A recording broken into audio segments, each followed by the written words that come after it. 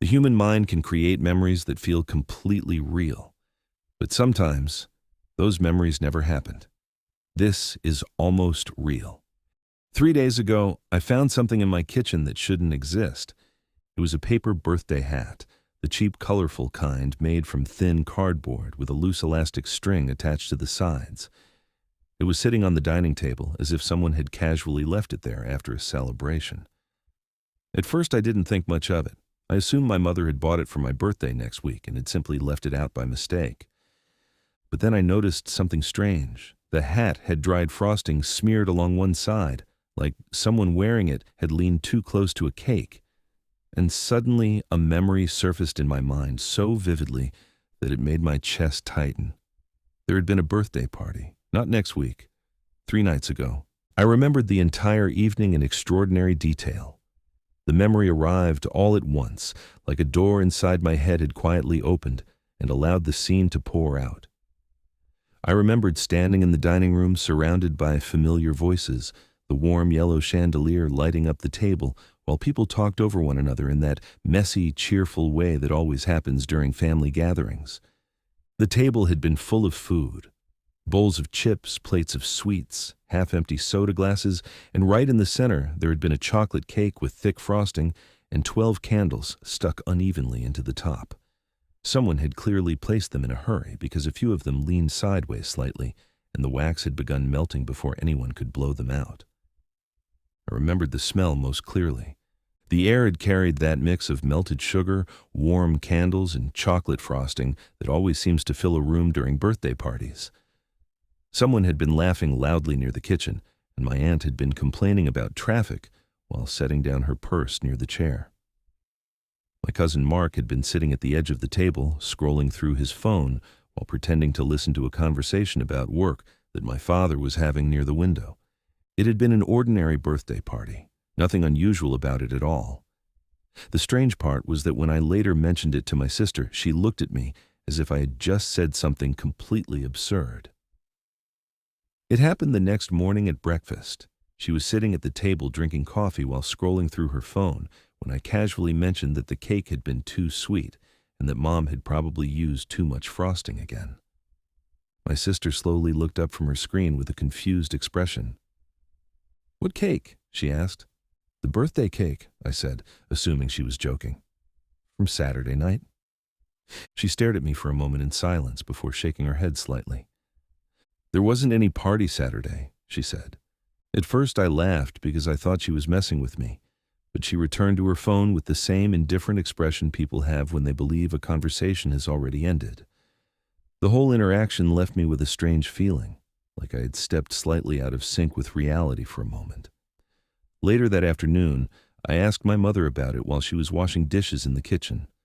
I mentioned how nice it had been to see everyone together and joked about how the cake had almost melted because no one was blowing out the candles quickly enough.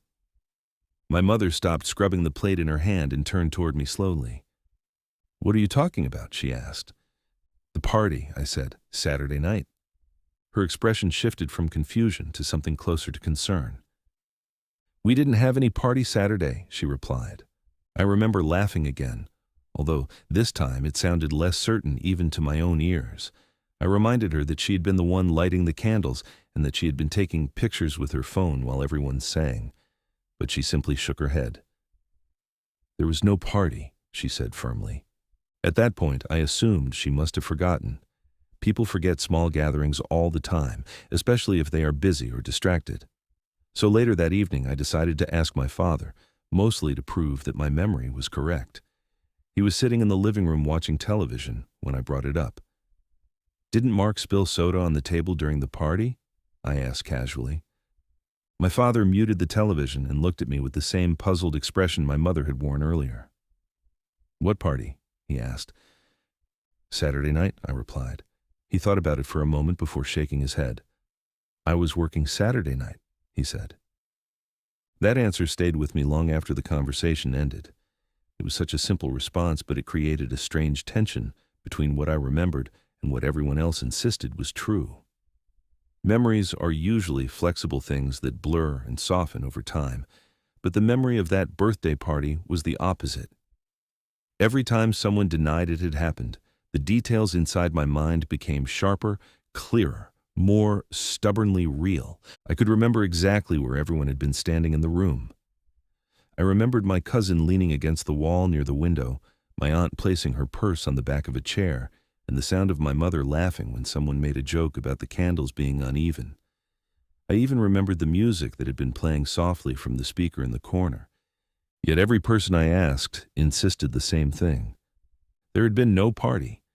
At first I thought perhaps people had simply forgotten small details, so I began asking more specific questions. I called my friend Daniel and mentioned the book he had given me as a birthday gift. Daniel seemed confused and told me he had not seen me in almost 2 months. I asked my cousin Mark about the soda he had spilled, and he said he had spent Saturday night at home playing video games. Each conversation made the situation feel stranger. Eventually, I decided the easiest way to settle the issue would be to check for proof. My mother had definitely taken pictures during the celebration, so I opened my phone gallery, expecting to see at least a few photos from the night. There were none. I searched through every album and every folder on my phone. I checked message threads with friends to see if anyone had talked about the party afterward. There were no messages, no photos, no invitations, no trace of the event anywhere outside my own memory. For the next 2 days, I started noticing something even more unsettling. The house itself looked exactly as it always did, without any sign that a group of people had gathered there recently. The dining chairs had not been moved around the table, the trash bins contained nothing unusual, and the refrigerator held no leftover cake. Everything suggested the same conclusion. The party had never happened, and yet the memory continued to feel completely real. Eventually, I scheduled an appointment with a doctor because I could not stop thinking about it. When I described the situation, he listened carefully while writing notes. After I finished explaining the memory in detail, he leaned back in his chair and spoke in a calm voice. Sometimes the brain fills in missing pieces of memory by creating a narrative, he said. I told him that explanation didn't make sense because the memory was far too detailed to be imagined. I described the smell of the candles, the conversations between family members, the way the wax had been dripping down the sides of the cake. The doctor nodded patiently. When the brain constructs a false memory, he explained, it often feels just as vivid as a real one. Before I left, he asked one final question. What day did you say the party happened? Saturday night, I replied.